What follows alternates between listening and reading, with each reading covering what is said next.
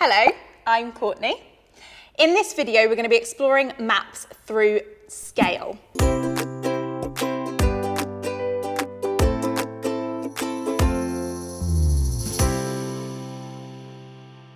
This is the messy, taste-safe option. So I'm going to show you how to make taste-safe paint, and we're going to paint a map, but broken down into grid squares.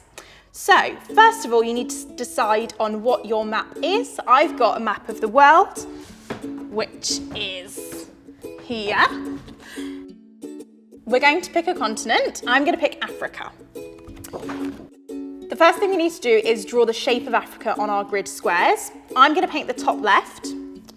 So this is my grid square, and I've just drawn the top left shape of Africa with a TL on the top, just saying top left. You can use numbers, or you can use letters and numbers. You can have A1, B1, C1, whatever you like, however you're going to do your grid.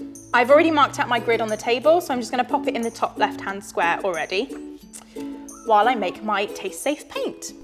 So it's really easy. All you need is flour, a little bit of water, and some food colouring. I'm going to use yellow, but you can pick and choose which colour you want to use for your map, dependent on which grid square you've got. So what we're going to do is add a little bit of water, little by little, to the flour to make a paste, and give it a stir.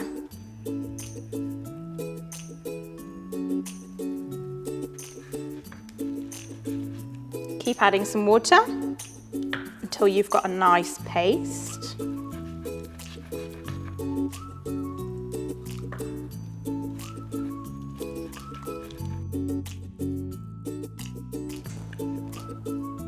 Okay, so when you've got a nice consistency, you need to add your food colouring. Just a few drops will work, and then you can always add more later.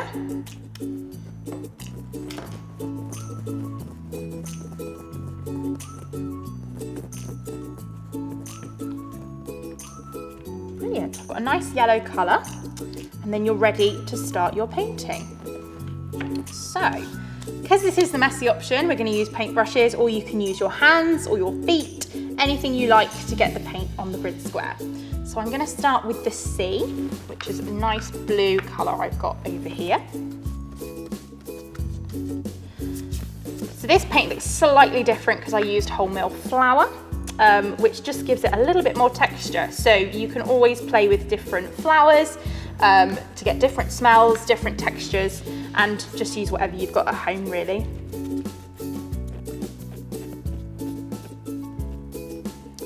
Lovely. And then I'm going to use a bit of orange for the land.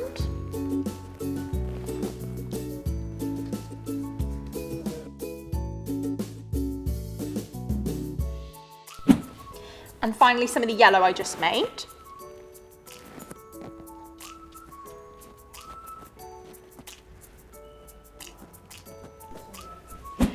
So once you're happy with your grid square, just let it dry. It shouldn't take too long if you've used the flour water mixture. It tends to dry quite quickly. But I've already made the other 3 grid squares.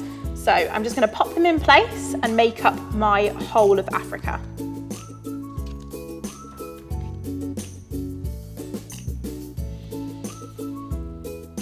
Amazing. If you've got a bigger grid square, you can play around with the different pieces, trying to find where they go, either using the letters and numbers that you've put on the square, or just trying to piece it together a bit like a jigsaw using your big map picture that you started off with. And that's it. So you can try with different maps, different continents, different countries, whatever you like. We'd love to know how you get on at home, so do share anything you've done on social media with us, #SensoryAdventures, and you can also sign up to be a sensory explorer. Sign up via our website and you'll receive different resources. You'll be the first to hear when each new video is released. You can also check out the sensory sound music videos to accompany your activity making. It just makes it a little bit more exciting and theatrical at home. And that's everything. So let us know how you get on, and I look forward to seeing you next time. Bye.